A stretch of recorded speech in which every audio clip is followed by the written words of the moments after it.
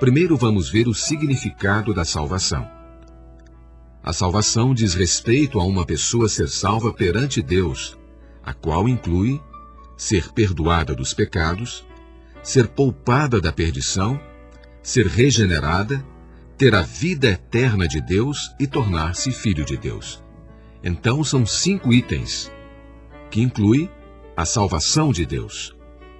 A pessoa é perdoada dos pecados, poupada da perdição, é regenerada, tem a vida eterna de Deus e torna-se filho de Deus. Vamos ver agora as provas da salvação. Temos primeiro a prova exterior da salvação, a prova da Bíblia exteriormente. No Evangelho de Marcos, capítulo 16, versículo 16, está escrito o seguinte: quem crer e for batizado será salvo. Essa palavra foi dita pelo próprio Senhor Jesus. Em Romanos, capítulo 10, versículo 13, está escrito assim: porque todo aquele que invocar o nome do Senhor será salvo. Essa é a firme palavra do apóstolo Paulo. As duas afirmações provam que uma vez que uma pessoa crê e é batizada, invocando o nome do Senhor, ela é salva imediatamente. Esse fato deve ser reconhecido e admitido imediatamente, sem depender de sentimentos humanos. Em João capítulo 5, versículo 24, está escrito assim: quem ouve a palavra e crê naquele, quer dizer, o Pai Celestial, que me enviou, tem a vida eterna. Não entra em juízo, mas passou da morte para a vida. O Senhor Jesus nos disse isso categoricamente. Em 1 João capítulo 5, versículos 12 e 13, está escrito assim: aquele que tem o Filho tem a vida. Aquele que não tem o Filho de Deus não tem a vida. Essas coisas vos escrevo para que saibais que tendes a vida eterna, a vós que credes no nome do Filho de Deus. Essa é uma palavra testificada pelo apóstolo João. As duas passagens da Escritura acima, que acabamos de ler com você, provam que uma vez que uma pessoa crê no Pai Celestial e crê no nome do Filho de Deus, o Senhor Jesus Cristo, ela tem a vida eterna. Ela tem a vida de Deus. Ela não entrará em juízo, não perecerá, mas passou da morte para a vida. Louvado seja o Senhor. O fato de uma pessoa ser salva dessa maneira é ter a vida de Deus dentro dela, não é? E para que ela tenha essa vida de Deus, está baseado no que a Bíblia diz, e não nos seus próprios sentimentos. É ou não é? Não é naquilo que a pessoa sente, mas naquilo que a Bíblia diz. No Evangelho de João, capítulo 1, versículos 12 e 13, diz assim: mas a todos quantos o receberam, quer dizer, receberam o Senhor Jesus Cristo, deu-lhes o poder de serem feitos filhos de Deus, a saber, aos que creem no seu nome, os quais nasceram de Deus. Essa também é uma palavra testificada pelo apóstolo João, a qual indica que o Senhor Jesus dá aos que o recebem pela fé, isto é, aos que creem no seu nome, a autoridade de se tornarem o quê? De se tornarem filhos de Deus.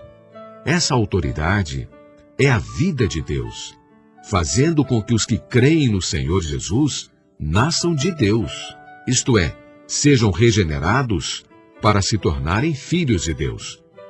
Isso também é comprovado pelas palavras da Bíblia e não determinado pelos sentimentos humanos. As palavras da Bíblia são fidedignas, são dignas de confiança e nunca podem ser mudadas ou anuladas. Os sentimentos humanos variam, os sentimentos humanos mudam, oscilam segundo a disposição de ânimo e segundo o ambiente e não são dignos de confiança, visto que a Bíblia afirma claramente que uma pessoa é salva no momento em que crê no Senhor Jesus. Este fato fica então estabelecido, qualquer que seja o sentimento humano. Devemos permanecer firmes nas palavras fidedignas da Bíblia e não fazer caso de nossos sentimentos, que são oscilantes, mutáveis, crendo firmemente e sabendo com certeza que nós já fomos salvos. Louvado seja o Senhor. Vimos então a prova exterior, a prova da Bíblia exteriormente. Vamos agora à prova interior, a prova do Espírito Santo em nosso espírito. Louvado seja o Senhor.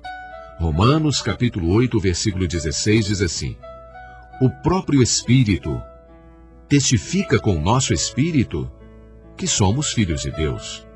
O próprio Espírito, o Espírito Santo de Deus, é claro. Quando cremos no Senhor Jesus, recebendo-o como nosso Salvador, Deus nos dá o seu Espírito Santo, colocando o Espírito dentro do nosso espírito. Você pode conferir isso em Ezequiel, capítulo 36, versículo 27. Ezequiel 36, 27.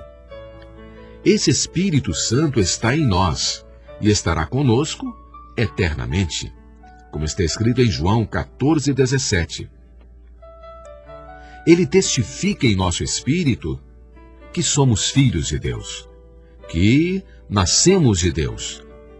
Cada um de nós que cremos no Senhor gosta de dirigir-se a Deus como?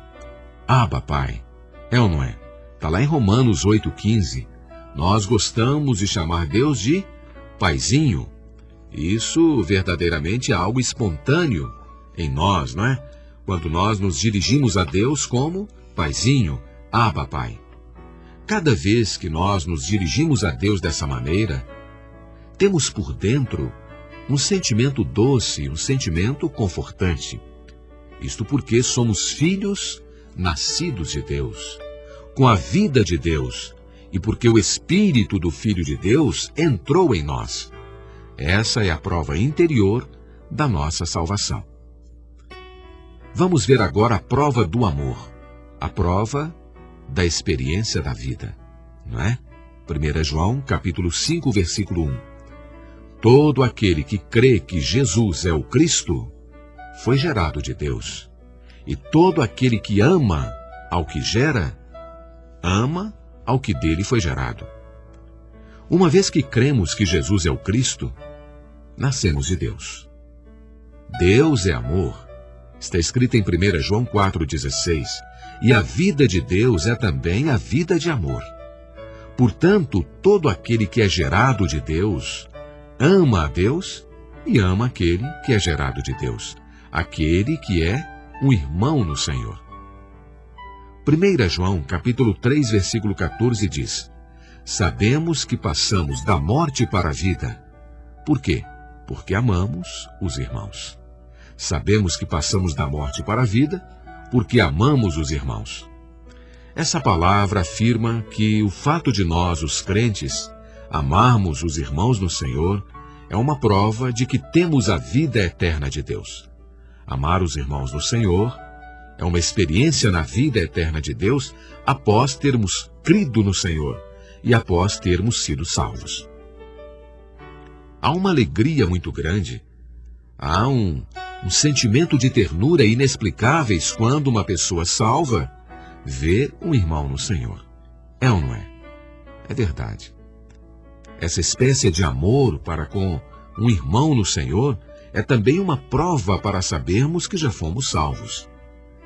Isso pode ser chamado de a prova do amor, a prova da nossa experiência na vida de Deus. Portanto, quer pela palavra definida da Bíblia, quer pelo testificar do Espírito Santo em nosso espírito, ou por nossa experiência de amor em vida, podemos saber com toda certeza que nós já fomos salvos. Louvado seja o Senhor. Além disso, a salvação que temos recebido é uma salvação eterna. Não é uma salvação temporal, mas é eterna, como está escrito em Hebreus capítulo 5, versículo 9. Uma vez que recebemos essa salvação, de maneira alguma pereceremos para sempre, e ninguém poderá arrebatar-nos das mãos do Senhor e das mãos do Pai Celestial. E isso é confirmado em João, capítulo 10, versículos 28 e 29. Vamos agora ao terceiro e último item dessa lição, que diz respeito à alegria da salvação. A alegria da salvação é algo maravilhoso demais. Nós temos isso no Salmo 51, 12 e no Salmo 32, versículo 7. A alegria da salvação e cantos de livramento. Salmo 51, 12 e Salmo 32, 7. A salvação é um assunto para regozijo. É um assunto para muita alegria. E a salvação de Deus nos traz tal alegria. Portanto, quando somos salvos, e especialmente quando sabemos, quando temos certeza que fomos salvos, a alegria nos inunda e transbordamos com cânticos de salvação, cantando a alegria da salvação. Esse cantar alegre, espontaneamente desperta nossa gratidão e adoração para com o próprio Deus que nos ama e para com o próprio Senhor Jesus que nos salva. Eis que Deus é minha salvação. E o meu cântico, vós com alegria tirareis águas das fontes da salvação. Isso está escrito em Isaías capítulo 12, versículos 2 e 3. Eis que Deus é minha salvação. E o meu cântico, vós com alegria tirareis águas das fontes da salvação. Louvado seja o Senhor. Quando somos salvos e obtemos a salvação de Deus, não somente cantamos de alegria, mas também tiramos águas das fontes da salvação, recebendo delas um suprimento contínuo, um suprimento que não cessa nunca, esse suprimento cheio de vida. Isso resulta em encorajamento, isso resulta em força para nós, os cristãos, para que sejamos livrados dos pecados, das concupiscências, para que vençamos o diabo, para que vençamos o mundo e vençamos a carne. Louvado seja o Senhor.